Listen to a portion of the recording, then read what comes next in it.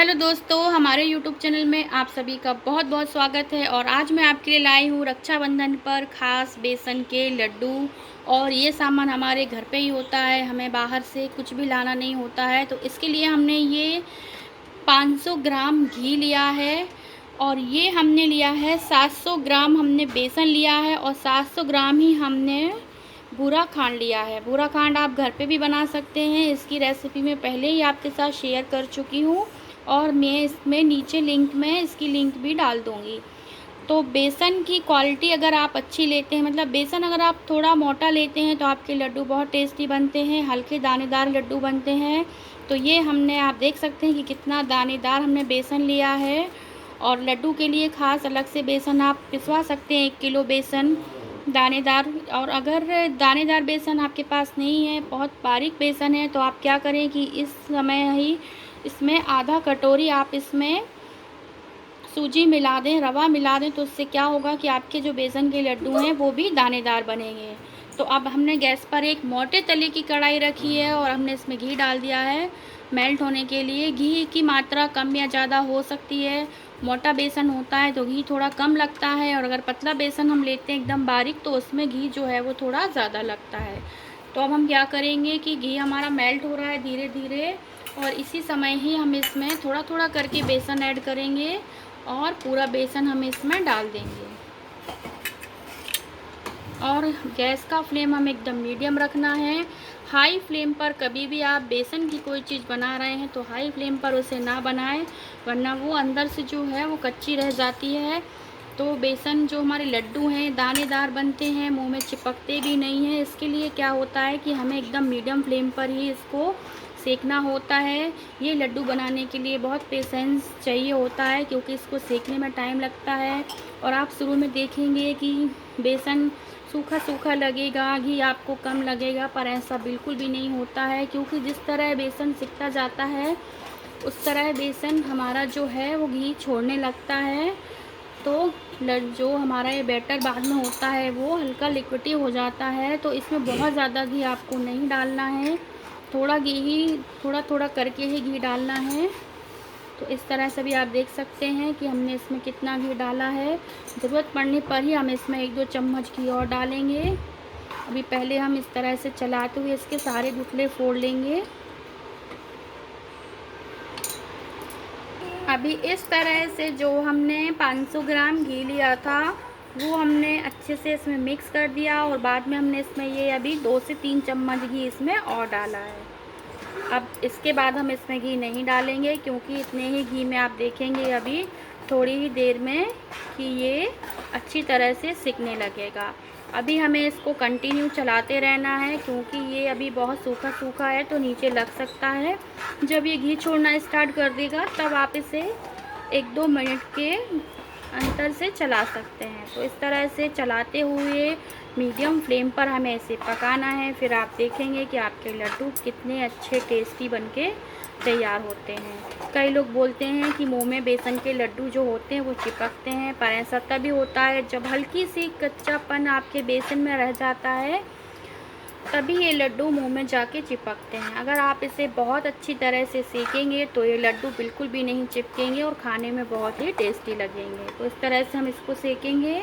ये देखिए, अभी 500 ग्राम पहले हमने घी डाला था, उसके बाद हमने 2 चम्मच घी इसमें और डाला, और अब हम इसे मीडियम फ्लेम पर ही इस तरह से पका रहे हैं। तो आप देख सकते हैं बेसन जो है वो किस तरह से गीला हो गया है, घी में पूरा गीला हो चुका है ये।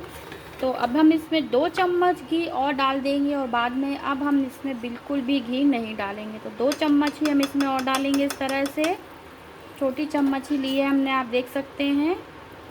और अब हम इसमें बिल्कुल घी नहीं डालेंगे, क्योंकि अब ये अच्छी तरह से अभी 4-5 मिनट में आप देखेंगे कि घी छोड़ना स्टार्ट कर देगा। और बेसन को सेकने में टाइम तो लगता ही है, अगर अच्छे लड्डू खाना है तो थोड़ा पेशेंस तो चाहिए ही होगा। तो इस तरह से अब हम इसे मीडियम फ्लेम पर चलाते हुए सेकेंगे। आप देख सकते हैं, ये देखिए, अभी आप देखेंगे कि इसमें घी छोड़ना स्टार्ट करा है। जैसे जैसे बेसन हमारा सिकता जाएगा उसमें घी आता जाएगा। अभी आप इसकी शाइनिंग देख सकते हैं बेसन की कि किस तरह से इसमें शाइनिंग आ गई है घी की। ये देखिए इस तरह से। अब इसी तरह से चलाते हुए अब हमें इसको सेकना है और ये और गीला होता जाएगा। ये देखिए यहाँ से इसने किस तरह से घी छोड़ना स्टार्ट भी कर दिया है और अब ये थोड़ी ही देर में आप देखेंगे कि कितना गीला हो गया है। और अब हम इसमें बिल्कुल भी घी नहीं डालेंगे। अभी ये देखिए 15 मिनट में ही आप देख सकते हैं बेसन हमारा कितना हल्का हो गया है और अब इसे चलाने में भी कोई दिक्कत नहीं लगती है क्योंकि इसने घी छोड़ना स्टार्ट कर दिया है। तो एकदम हल्का हो जाता है सेकने में। आप चाहें तो कम घी में भी इनको बना सकते हैं, लेकिन उससे क्या होता है कि कुछ दिन बाद लड्डू खाने में सूखे सूखे लगते हैं क्योंकि हम इसमें जितना बेसन ले रहे हैं उतना ही हम बूरा खांड लेंगे, तो बूरा खांड भी सूखा सूखा ही होता है, इसलिए घी हमें इसमें अच्छे से ही चाहिए होता है। तो जब आप लड्डू बनाएंगे तो आपको बनाते समय आपको पता चलेगा कि कितना घी इसमें लगना है, क्योंकि बेसन के ऊपर भी घी की क्वांटिटी डिपेंड करती है कि किस तरह का बेसन है। तो अब देख सकते हैं आप कि किस तरह से इसने घी छोड़ना स्टार्ट किया है। तो अब हमें इसी तरह इसको चलाते हुए मीडियम फ्लेम पर और सेकना है जब तक इसमें से अच्छी खुशबू नहीं आने लगती है। और थोड़ा सा हम इसको खा के भी देखेंगे कि मुंह में ये चिपक तो नहीं रहा है। तो इस तरह से अब हम इसे मीडियम आंच पर सेकते हैं। अभी मीडियम आंच पर बेसन हमारा अच्छी तरह से सिक गया है। बहुत ही अच्छी खुशबू आ रही है, घर के बाहर तक बेसन के सिकने की खुशबू आ रही है। इतना अच्छा बेसन सिक के तैयार हो गया एकदम मीडियम फ्लेम पर। और अगर आपका बेसन पतला है और आपने उसमें सूजी मिलाई है और आपको और रबीला अपना बेसन करना है, तो मेरा बेसन वैसे भी रबीला है, लेकिन फिर भी मैं आपके साथ ये ट्रिक शेयर करूँगी कि मैंने एक कटोरी में इस तरह से आधी छोटी चम्मच हल्दी मिला ली है, इससे कलर भी अच्छा आ जाएगा।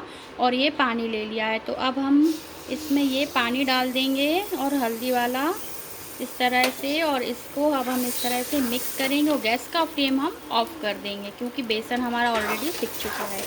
और फिर भी हम इसको इस तरह से 1-2 मिनट तक चलाएंगे क्योंकि कढ़ाई बहुत गर्म है, तो बेसन हमारा नीचे से चिपके नहीं, इसलिए अभी हम इसको 1-2 मिनट इस तरह से चलाते हुए थोड़ा ठंडा करेंगे। ये देखिए बहुत अच्छा इसमें रवीलापन आ जाता है और कलर भी लड्डू का बहुत अच्छा आता है।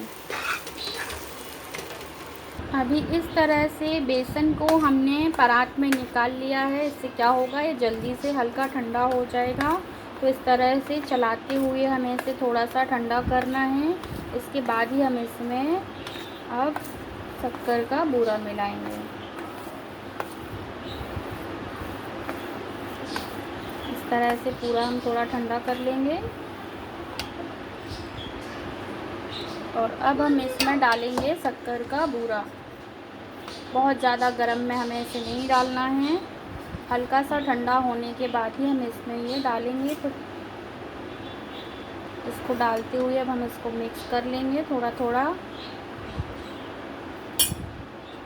अगर आपको ज़्यादा मीठा पसंद है तो आप ज़्यादा बूरा खांड भी ले सकते हैं। हमने एकदम बराबर लिया है। इस तरह से अभी हम पूरे बेसन में इसको मिला लेंगे। इस तरह से बूरा और बेसन को हमने मिक्स कर दिया है। और अब हमें क्या करना है कि इस तरह से दबाते हुए इसको प्लेट में दबा के रख देना है इस तरह से। और अब हम क्या करेंगे कि थोड़ा थोड़ा बेसन निकालेंगे, इस तरह से इसको मिक्स करेंगे और फिर हम लड्डू बनाएंगे। पूरा बेसन हम एकदम से नहीं निकालना है। इस तरह से आप रख देंगे तो ये हल्का सा गर्म रहेगा और लड्डू बहुत अच्छी तरह से बन जाएंगे। तो अब हम थोड़ा थोड़ा बेसन लेंगे और लड्डू बनाएंगे। अब इस तरह से हमें थोड़ा थोड़ा लेना है। और अगर आप बड़े लड्डू बनाना चाहते हैं तो आप दोनों हाथ से इनको बना सकते हैं। हम एक हाथ से ही इनको बनाते हैं। तो इस तरह से हम थोड़ा थोड़ा लेते जाएंगे और थोड़ा मुट्ठी को दबाते हुए हम इनको बनाएंगे। इस तरह से आप दबाते हुए बनाएंगे तो आपके लड्डू जो हैं वो बनके अच्छी तरह से तैयार हो जाएंगे।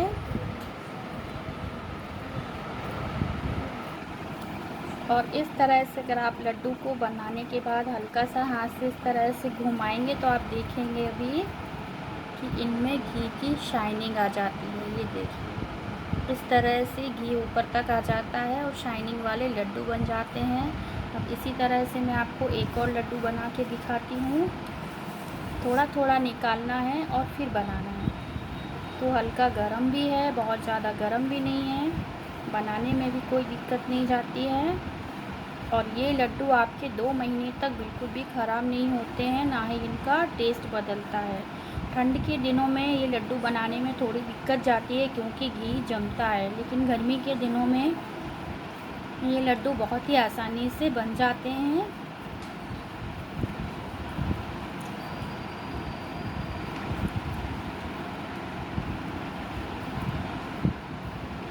ये भी लड्डू हमारा बनके तैयार हो गया है। इसे भी हम इस तरह से घुमा लेंगे। ये देखिए अब इसी तरह से हम अपने सारे लड्डू बना के तैयार करेंगे। अभी इस तरह से हमने सारे लड्डू बना के तैयार कर लिए हैं। एक एक दाना लड्डू का आप देख सकते हैं कितनी अच्छी तरह से दिख रहा है।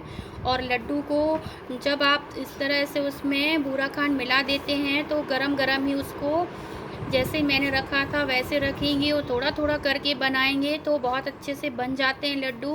बिल्कुल भी दिक्कत नहीं जाती है इनको बनाने में। और अगर आपको मेरे लड्डू की रेसिपी पसंद आती है तो प्लीज़ मेरे चैनल को लाइक करें, सब्सक्राइब करें, इसे ज़्यादा से ज़्यादा शेयर करें और आप अपनी कमेंट हमारे कमेंट बॉक्स में लिखें। धन्यवाद।